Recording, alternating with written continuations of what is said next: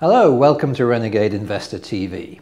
I'm delighted to say that we've got another of our expert interviews today where we speak to someone who's got some knowledge or information or experience that can help us along our journey towards financial independence.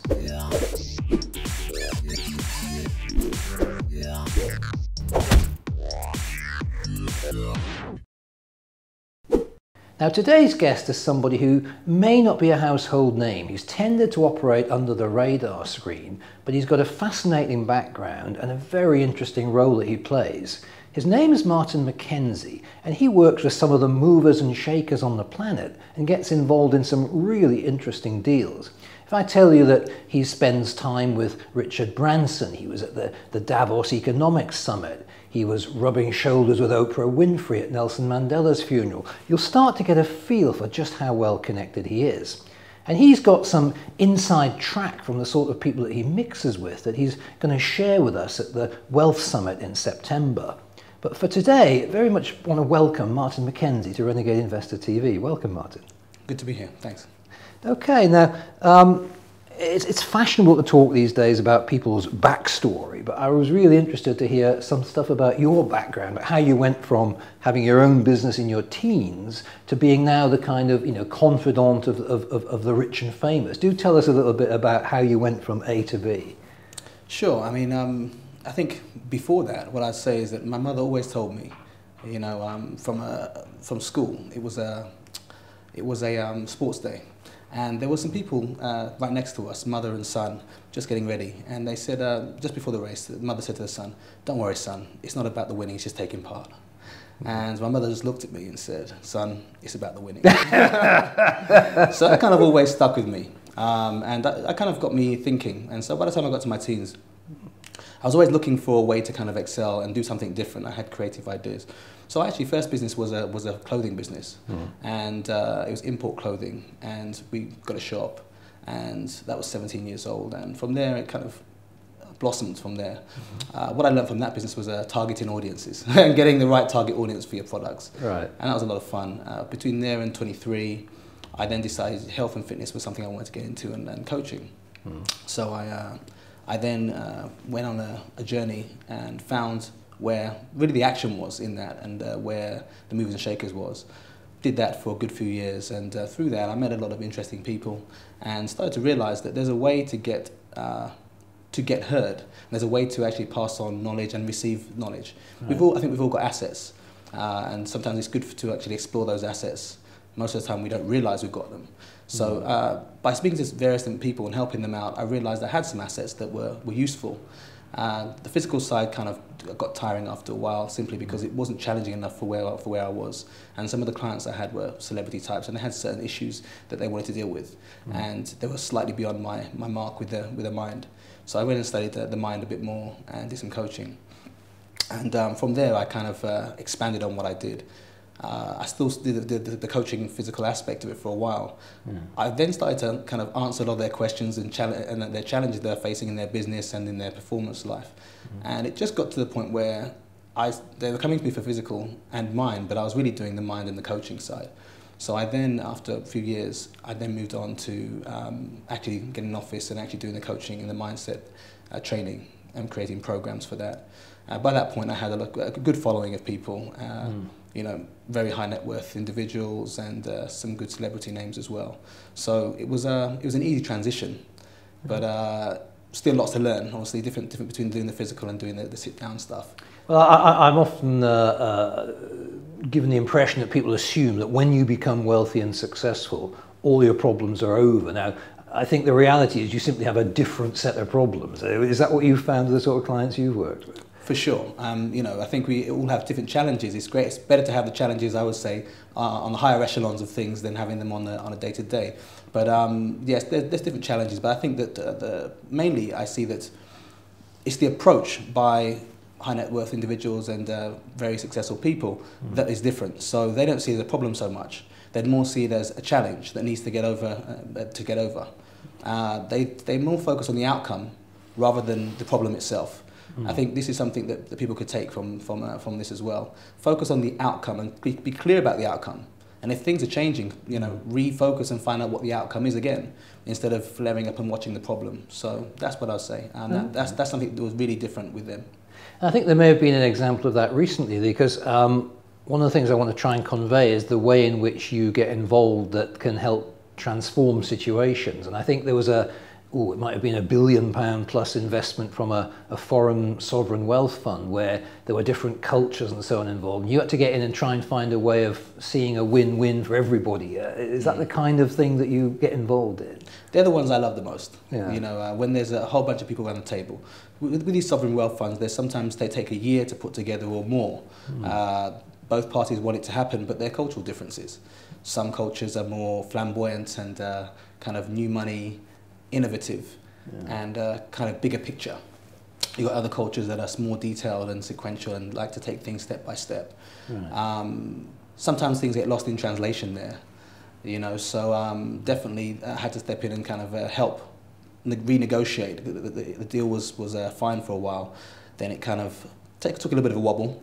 And I think what I notice with most deals is about people. I think that in business and investing, we've got to really start to focus on people personalities, and you know, happily on that occasion I was able to turn that around and get the key people actually communicating properly and get the deal to happen. I got called in at the last minute, so I had to look over it and kind of work it out. But in the end, people wanted the deal to happen. It was just the detail that I had to kind of work out on that one. Okay, so really it sounds like the way you work with people is that they kind of almost have you in their Rolodex, and if they need you to get involved in a project, they'll call you up at relatively short notice, and then you're kind of whisked off in the private jet or whatever to go and see if you can sprinkle some sort of magic dust on the situation. Is that kind of what goes on? It started that way, but thankfully these days people come to me a little bit earlier. We still have the random phone calls that need to happen, but I mean, look, you know, I work on retainers, so people pay a yearly retainer with me, and they only really call when they really need something or they need some advice on something. So it's, you know, it's good work, and it's really interesting because some of these they're global deals. So it's very interesting to see how they roll out and be able to help assist those. Okay, so I've always found with my own life the big breakthroughs have come when things start changing between my ears, you know, and I start thinking differently. I mean, is that a lot of what you're trying to do, to just make people, you know, change the way they process information and come up with a different approach? For sure. I mean, mindset is critical, and I think that sometimes as business owners, people overlook that area. They think that they've had some success before, so it's okay.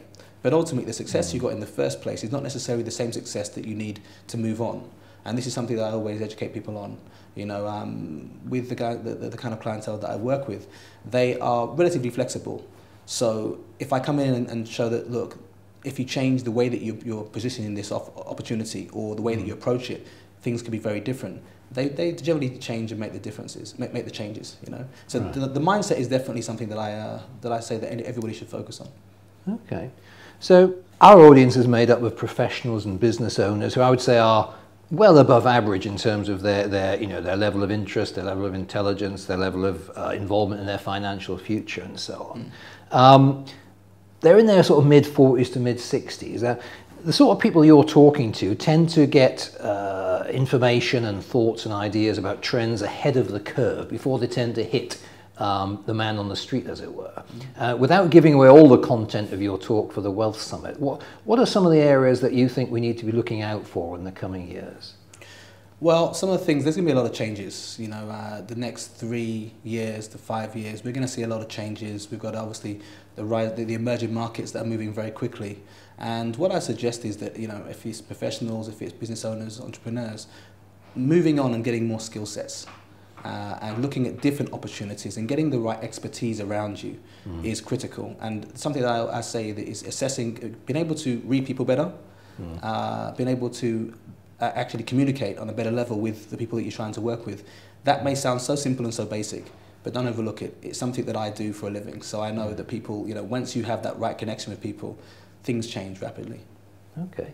So turning to our more investment-focused audience, Martin, from an investment mindset, are there any areas you'd offer advice to work on, weaknesses to watch out for when you're making investment decisions? Yeah, I think that, you know, generally most people do their due diligence and they look at the opportunity in a good way, but it's normal. It's a standard way of doing things.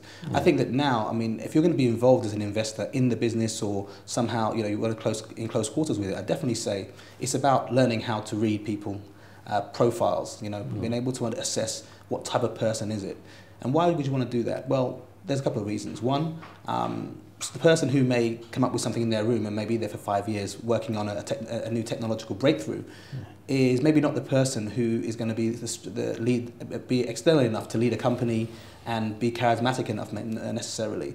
They may be much more of an introvert kind of person who's a genius when it comes to working alone and getting things done. However, in a group setting, that might not work for them.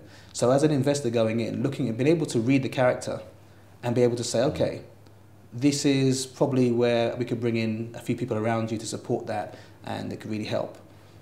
So, I mean, one of the things I read in an article before I met Richard Branson was that people said that one of the things he's really good at was reading people and realizing where people can fit in his businesses and the type of people that he'd like to do business with. And I think this is something that all investors should really be thinking about, especially in the times that we're living in and where we're going. I think that the difference is there's going to be opportunities for those who are really on the ball, moving forward, being progressive. I think there's amazing opportunities. For those who are just going to stick with conventional ways, I think it could be a bit of a struggle. Okay, fascinating. So what about your own approach to investment and wealth creation, wealth protection? Do you manage your own financial affairs, or do you outsource that to a team of experts? To be honest, the team of experts is what I outsource to, and I recommend it. I think that, you know, a lot of my clients, they make sure they've got the best experts to do the job. You know, whatever it is, they look for the right person to actually, you know, so outsourcing is something that I definitely would recommend. We've all got our strengths, areas that we're really good, that we're really successful in or good in. We need to stick to those and get the experts to do the rest. Okay, but I think in the world, you know, in the financial services world, and certainly speaking from my own experience, you know, I've had experts that have lost me 150 grand on various projects in the past. I mean, what's been your experience of the financial services industry in particular? Well, what I'd say is that stay close, and, you know, don't just put your money down and expect them to just, you know, there's not the same emotional attachment. It's not their money, you know, and I think we have a gut feeling as well as investors that we realize, okay, you know, we kind of connected, so we need to stay connected and ask questions to any expert. Don't just assume that they're going to do the right thing. And look, you know, not everything works out the way you want, but if you stay close to the investment, ask the right questions, be involved, the chances of things going wrong is going to be a lot less. I'd say also, go with somebody that's highly recommended, you know, by somebody you respect. And can you point us to anything that's worked particularly well for you from an investment perspective? Anything that, you know, any area they've got you to invest in that's subsequently done very well for you? Well, I'd more say some of the investors, some of the experts I have around me, I've used them a lot more on a bigger scale with my clients. So they've been able to really help my clients get some exponential growth on some of their products. So yes, it's definitely for me about getting the right people and having them referred properly. Okay. And one of the ways in which I know you like to work with people is in mastermind groups. I've certainly got great experience of that myself. You know, the word that I often hear is transformational. Yes. Why do you think it is that mastermind groups are so powerful? Because I think we all need support. And, you know, I think even up to 10 years ago, it was, you know, people didn't want to admit, especially in the UK. In America, they were a little bit more advanced on that one. But here, people didn't want to admit that they needed help. They saw it as some kind of weakness. And I'm glad that we've moved out of that phase now. And I think a lot of the work they did in America, I mean, I've studied with some of the world's best cutting-edge models to actually bring to my clients. And I'm so glad that the UK now are realising about mastermind groups and getting that support. What I'd say is it's about making sure that you're in regular contact with a group. They're like-minded people. They're discussing the issues that matter to you right now, and you've got that support moving through all the way through your business. You know, so support network, support, and having the right network around you. That's what our business mastermind groups do. Okay, and of course later this year we'll be launching the Wealth Mastermind, which is going to be focusing at that sort of transformational change in people's net worth, essentially, through all the skills they need to learn to acquire and maintain that wealth. So finally, for people that are thinking of coming along to the Wealth Summit in September, why should they make sure they're in that room to hear what you're going to say that afternoon? Well, my clients say to me, Martin, we like you a lot because you say it like it is. You know, so there'll be a lot of talking about exactly how things are and where things are going and some of the skill sets and people you should have around you at times like this. There's a massive opportunity for people and, you know, it really is a huge opportunity, but you have to think differently. You can't keep the same mindset you've always had. If you always do what you've always done, you'll always get what you've always got. So it's time for change, and it's time for a change in mindset. So pretend it like it is. Fantastic. Martin Mckenzie, thank you so much for joining me today. Good to be here, thank you. My name's Martin Mckenzie. Join us at the Wealth Summit with Graham Rowan on the 13th of September. I look forward to seeing you then. I've been talking to a guru, and I need to issue a health warning. What he told me might just make you choke on your cornflakes.